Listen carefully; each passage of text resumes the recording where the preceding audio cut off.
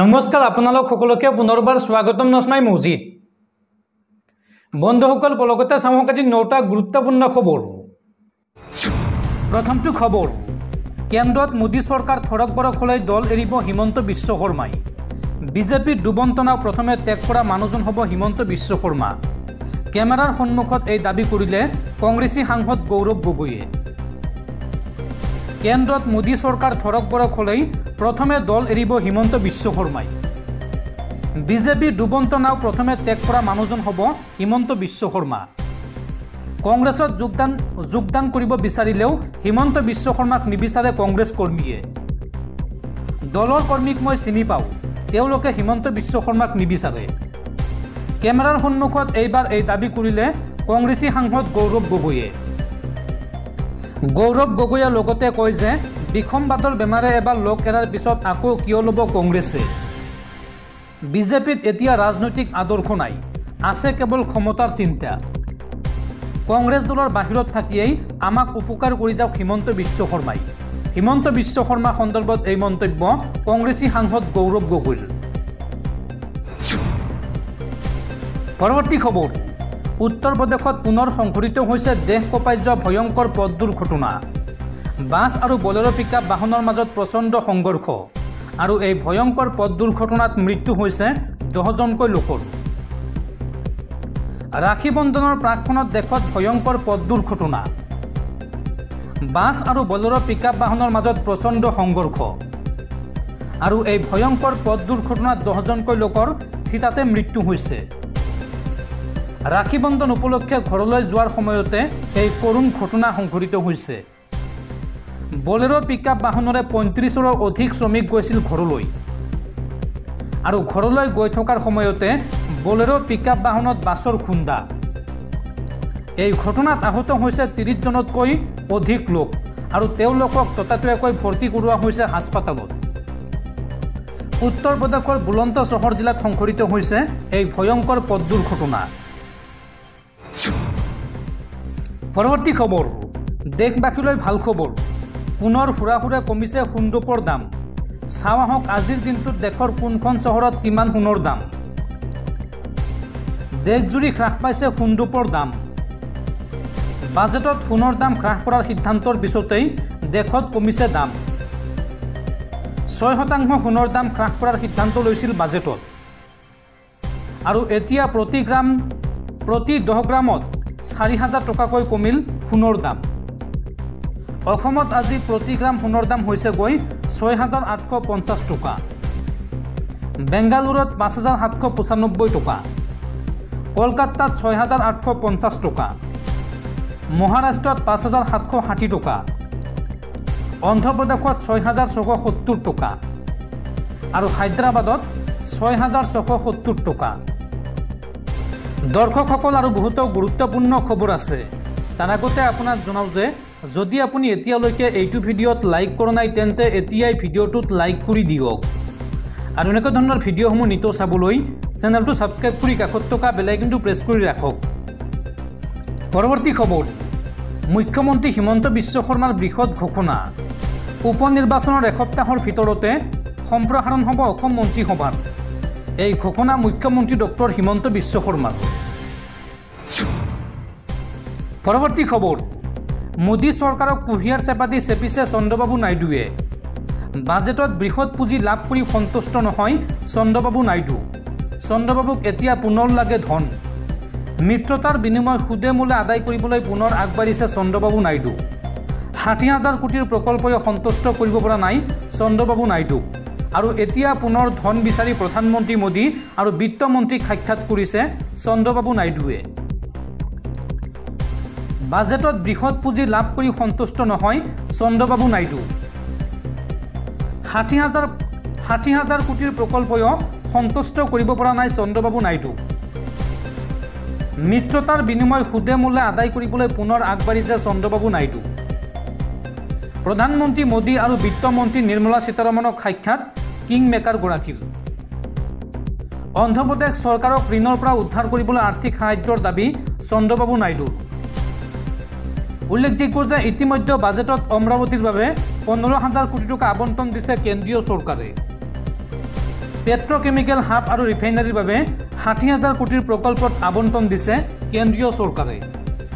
কেন্দ্ৰক আৰম্ভণিৰ পৰাই আৰ্থিক অনুদান বিচাৰি হেঁচা প্ৰয়োগ TDPৰ আৰু এতিয়া পুনৰবাৰ ধন বিচাৰি প্ৰধানমন্ত্ৰী মোদী আৰু বিত্তমন্ত্ৰীৰ কাষ চাপিছে চন্দ্ৰবাবু নাইডু। পৰৱৰ্তী খবৰ, কলকাতাত চিকিৎসকক ধৰ্ষণ আৰু হত্যাৰ ঘটনাক লৈ তৎপৰ উচ্চতম ন্যায়ালয়। উচ্চতম ন্যায়ালয়ে ৰুজু কৰিলে নিজাববীয়া গোচৰ। মঙলবাৰে উচ্চতম ন্যায়ালয়ত হ'ব গোচৰৰ শুনানি। মুখ্য ন্যায়াধীশ DY চন্দ্ৰচূড়, ন্যায়াধীশ JB পাৰ্দিৱালা আৰু মনোজ মিশ্ৰৰ বিচাৰপীঠত হ'ব শুনানি। মঙলবাৰে পুৱাই আৰম্ভ হ'ব শুনানি প্ৰক্ৰিয়া। শুনানিৰ বাবে নিৰ্ধাৰিত গোচৰৰ তালিকাৰ ৬৬ নম্বৰত আছে গোচৰটো। পিছে বিষয়টোক অধিক গুৰুত্ব দি আৰম্ভণিতে শুনানি ধাৰ্য উচ্চতম ন্যায়ালয়ৰ। পৰৱৰ্তী খবৰ, প্ৰসংগ শিৱসাগৰত আলফা স্বাধীনৰ ID সংস্থাপন। এই সন্দৰ্ভত SIT গঠনৰ পাছতে তৎপৰ আৰক্ষী। ID সংস্থাপনৰ জড়িতৰ সন্দেহত ৪জন যুৱকক আটক আৰক্ষীৰ। আটক কৰা হৈছে মিণ্টু চেতিয়া, সমীৰ আহমেদ, বিদ্যুৎ বৰুৱা আৰু ৰাজীৱ কলিতাক।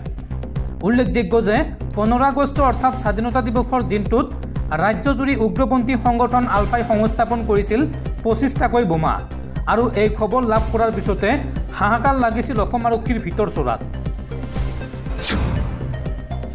পৰৱৰ্তী খবৰ, 2026ত জালুকবাৰী সমষ্টিৰ পৰা মুখ্যমন্ত্ৰী হিমন্ত বিশ্ব শৰ্মাৰ বিৰুদ্ধে নিৰ্বাচন খেলিব গৌৰৱ গগৈয়ে।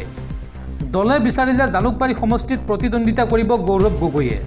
মুখ্যমন্ত্ৰীয়ে য'তেই নিৰ্বাচন খেলিব ততেই নিৰ্বাচন খেলাৰ মন গৌৰৱ গগৈৰ।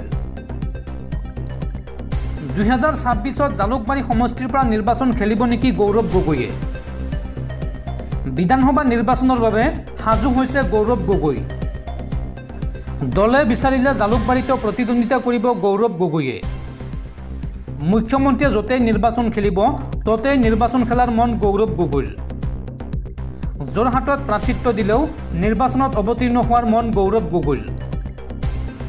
উল্লেখযোগ্য যে 2026ত যোৰহাট বিধানসভা সমষ্টিত চৰ্চিত হৈছে মুখ্যমন্ত্ৰী হিমন্ত বিশ্ব শৰ্মাৰ নাম। পৰৱৰ্তী খবৰ, ৰাজস্থানৰ একোখন হাস্পাতাল বোমাৰে উৰুৱাই দিয়াৰ ভাবুকি দুৰ্বৃত্তৰ। দুৰ্বৃত্তই এই সন্দৰ্ভত প্ৰেৰণ কৰিছে ভাবুকি ভৰা ইমেইল আৰু এই ইমেইলৰ পিছতে সষ্টম হৈ পৰিছে আৰক্ষী প্ৰশাসন। তন্ন তন্নকৈ চলিছে তালাচী। এইবাৰ একোখন হাস্পাতাল বোমাৰে উৰুৱাই দিয়াৰ ভাবুকি দুৰ্বৃত্তৰ। হাস্পাতালত বোমা আক্ৰমণৰ ভাবুকিৰে প্ৰেৰণ কৰিছে ইমেইল। ভাবুকি ভৰা ইমেইলৰ পিছতে সষ্টম হৈ পৰিছে আৰক্ষী প্ৰশাসন। প্ৰায় প্ৰতিখন হাস্পাতালতে তন্ন তন্নকৈ চলিছে তালাচী।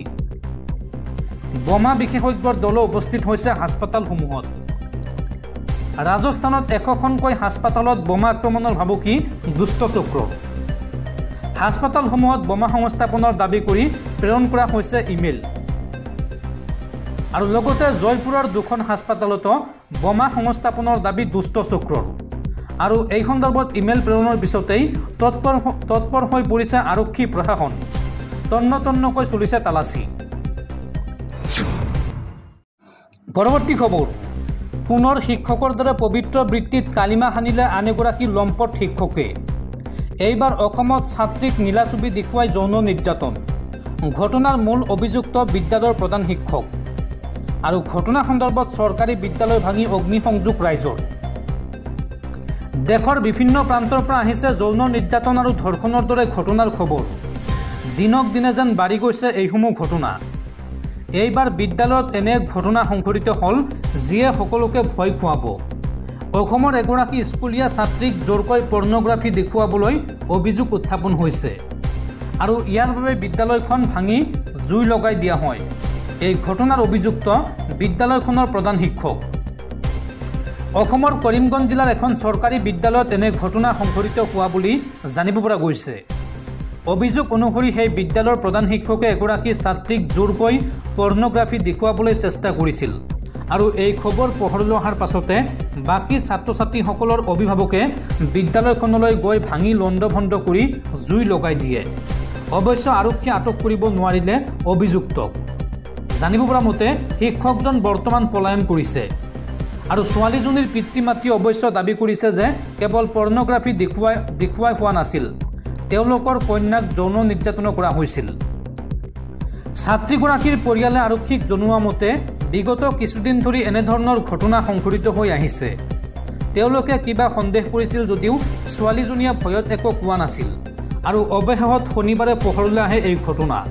ইয়াৰ পাছতে বাকী থকা ছাত্ৰ ছাত্ৰীৰ অভিভাৱকসকলে বিদ্যালয়খন ভাঙি জুই লগাই দিয়ে আৰু তাৰ পাছতে আৰক্ষীয়ে শিক্ষকজনৰ বিৰুদ্ধে পক্সো আইনৰ অধীনত ৰুজু কৰে গোচৰ আৰু শিক্ষকজনক বিচাৰি বৰ্তমান আৰক্ষী আৰম্ভ কৰিছে অভিযান।